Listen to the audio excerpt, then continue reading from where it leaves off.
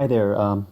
This brief session is regarding real estate lead generation and tracking process that we're going to be using for FreedomSoft. So in this brief example, what we're going to do is go ahead and log in to your FreedomSoft account, and this is going to be a very important CRM for using and monitoring and pretty much tracking the progress of all your leads for your sellers as well as for buyers. Go ahead, and this classroom section is very important. It helps introduce you to the system. There's a variety of videos and training series that's going to be important. Go ahead and review all of them and take notes, ask questions. Any important questions you can't resolve, go ahead and compile them, and then we'll go ahead and send that. Go ahead and click on you can click on need help and request in the help desk any questions by submitting a request for that in support. Also, this is the help section. You can click on help area where you can actually get some good feedback on a variety of different topics, from leads to campaigns to how to do this, etc. It's very comprehensive. Go ahead and check that out as well. Now, going back to the FreedomSoft main area, we're going to log in and then click on leads. So you can see that there's a variety of different leads here that have been already accumulated in the system. And what we've done is we have a variety of campaigns. So in this area, you can see we have two campaigns. In this case, we have a CL, which is for Craigslist SD San Diego house real estate owned leads. This is dated May 12th. We have 512 leads. This comes from Craigslist. So I'm going to go ahead and click that in a moment. And then we also have what's called probate leads, which are from a 500 plus direct mail piece that have been sent out to local San Diego prospects. And what we've done is we sent those leads to an IVR, a interactive voice response system. And this is the phone number if you want to listen to how that system runs. Please call from your Skype line so it's not recognized as a other lead call. So I'm going to click on this, which is what we're compiling from Craigslist. These are called FSBOs, for sale by owners, FSBO. You can see leads accumulating over time. I'm going to go ahead and click on view all. So when I click on view all, I'm actually going to notice how you can see these are dated various times. Basically every week, every day, every hour, there are leads that come in through people that list products on Craigslist. So what I'm going to do is show an example of some of these leads and guide you in the right direction as far as how to process them. When I click on one of these leads, for example, you want to start at the top, bottom, because those are the freshest leads and the newest leads entered in the system. Now, you're going to see a variety of different things. Again, you can look at the classroom materials for this, but for the purpose of this, I'm going to breeze through the details. Ultimately, you're going to populate this information if it's worth doing. And we are going to pretty much do initially wholesale leads, wholesale deals. And this is called the disposition. If you're going to be following up, just mark it as follow up. If you're pending contract, if you couldn't reach them after several attempts, I would do an evening attempt of follow-up, an email, and then a Sunday follow-up, because that's your schedule. Otherwise, just mark it as closed. You can attempt several times, but you can only do so much. So then you'll just mark it as dead.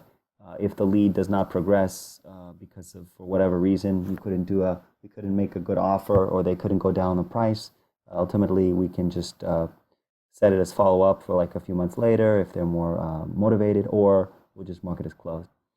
So that's pretty much what we're going to be doing, setting as a disposition. And then this is listed, if it's listed in the as a realtor. We care about that because the realtor gets commission for the sale. So we need that needs to be factored into the process. Now this is general notes about the property. So what I've done is I've noticed, okay, so when I'm reading, I see, okay, this is a Yak Valley, continental U.S. It might not be applicable. This is in Montana, so this is obviously not a good lead. Let me go to another one just to show an example of someone I'm looking for. It might be helpful to show what I'm not as well. Now, this is in Baja. This is a resort vacation in Mexico. Now, We're not interested in that. But for purposes, I'm just going to show you what a lead looks like. This is a lead URL. I'm going to click on the link. It's going to take me to Craigslist. And let me just show you real quick. So this is an example of what a Craigslist is going to show you. See, in Craigslist, as you are aware, you have these breadcrumbs here which show San Diego, City of San Diego, housing, real estate by owner. So what I'm doing through this lead process, lead swiping method, which is extracting leads, I'm using a tool that's swiping leads through Craigslist. So for example, if I went to real estate by owner, all these leads that are coming in, they're basically grabbed and they're imported into this lead swiper through Freedom, to the FreedomSoft directly. So that's actually what it's doing. But when you click on the link, you'll go directly to the page it grabbed, because what I've done is I applied filters for the lead. So for example, single family home, things like that. But this lead is obviously not good because it's in Mexico. We don't want that. We don't want anything outside of 30 miles from San Diego County. We're not doing virtual wholesaling at this time. Anything out of state, anything out of country, anything unrelated, anything not related to a single family home. We don't do modular homes. We don't do mobile homes, and we don't do multifamily homes. We only do single family homes that are in San Diego within 30 miles from the area. Any other leads outside of those parameters, we want to dismiss. So the way to dismiss it is we would just click on the disposition and mark it as closed. Save the lead, done. So that's pretty much what we want. We'll go back. Let me go back to a lead and show an example of leads that might be worthy of exploring. So I'm going to go click on back to leads from that campaign. Let me find one example. I'll quickly grab that. So this shows Torrey Hills. Okay, so this is a good one. This is in San Diego. So I can look at this and I see, look, highly sought after Torrey Hills gated community. They're looking for 930,000, 4 bedrooms, square foot, stunning, great, okay. Also, another thing I want to mention, avoid properties that have just been remodeled or have like a really big upgrade job or something like that, because we don't want to really, we're not going to really be able to negotiate down the price for wholesaling purposes, because they invested a lot of money in the product and they don't want to go down on it. They're going to lose money because they invested a lot of money into it. But anyways, this is a good lead for purpose of the parameters I just mentioned. So we're going to go ahead and click on the lead. We're going to see this lead and see what it is. Looks good. So I'm seeing this, it's a Raphael home, premium location. Looks good, looks good. Well, it's a little bit high for the price, obviously, but that's fine. So let's go ahead and explore this lead further. Again, the point of this is not, okay, so what we want to do is we're going to approach this seller. It was posted about 24 hours ago. You go ahead and click on the I'm not a robot check so that it knows you're human, and then you can click on reply. Now, in the reply button, you'll see there's an email address. In some instances, they have phone numbers, in which case they'll have the name and the phone number of the contact. However, in this case, what you go ahead is send an email to this custom Craigslist specific email, and then go ahead and say, hey, I'm calling about, or I'm inquiring about this home. Reference this link in the email, and then go ahead and say, can I go ahead and connect with you? By the way, I'm just realizing there might be an issue with the email address of home buyer leads, because that might seem too commercial oriented. If it's more like an individual, they might be more receptive to that. But we'll see how that plays out. But otherwise, that's what you would do, and then you get a contact and a phone number.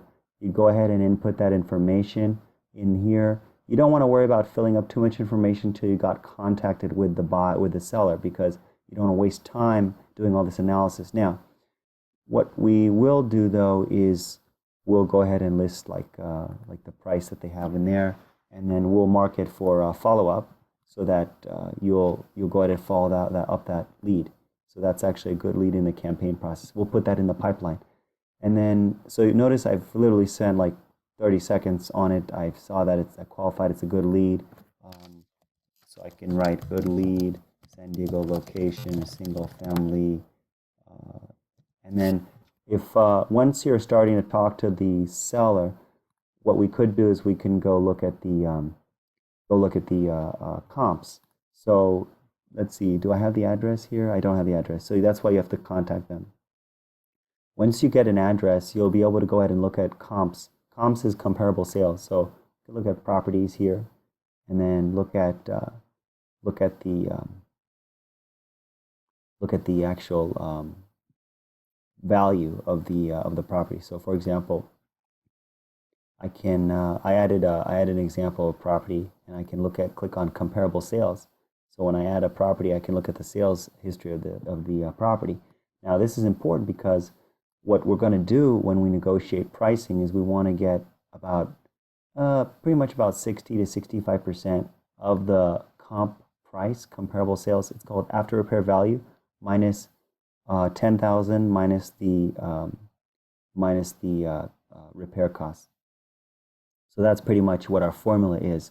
So in this particular case, this is a home in Irvine. It's just for example.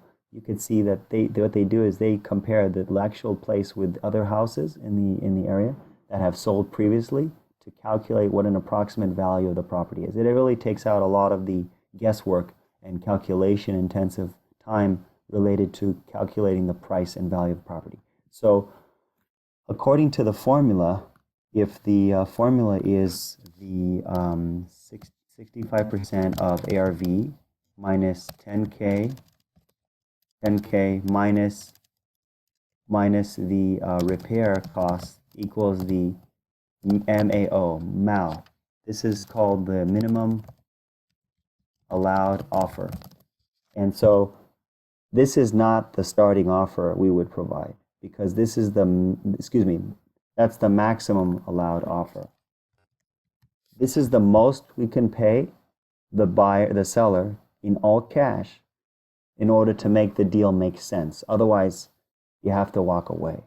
So what we would do is probably market around 20,000 less than this. So maybe 60% of ARV minus 10K minus repair costs. So in this particular example, let's say the home is $1 million, whatever the price is. In this case, let's say it's 760 because that's 50%.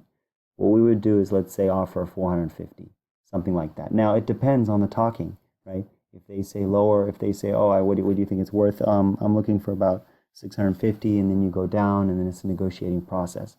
So, but this is the formula that we want to see as the maximum allowed offer. Again, if you, for example, are selling a bike, you're wanting to buy a bike from somebody, and you know the bike costs $200 new, and they're offering $100. You know that you want to buy it for the most you buy it for is 120. You're not going to offer them 120 to buy it, right? You're probably going to offer them 80 or 75, and then you'll negotiate from there, because you say lower, they say higher, and you end up negotiating in the middle. So that's why you don't want to agree, you don't want to sound too agreeable. Also, when you're talking, there's certain ways I'll mention in the script later that will be helpful for you. But that should hopefully summarize how you want to use the FreedomSoft for lead generation, lead management. Now, I also want to mention, in terms of our leads, that we're going to be having the probate leads. So what you'll go ahead and do is use the calls, the phone numbers that have called back through the postcard campaign. And this is from the link that I provided you. So you can go ahead and go through that information. Every campaign will have its own set of leads, and own specific number. And if you go, for example, to the details, you'll end up seeing that the phone numbers and all the details from the IVR that have been recorded. This particular one is kind of cool. This one was interested in selling, and this had a home phone number, so this would be a very good lead. This one did not provide that information, so that's actually a good one to contact. So I would add that as well. So that is pretty much how you'll use the FreedomSoft. We'll populate those leads in the probate in the campaign corresponding to it. Okay, thank you.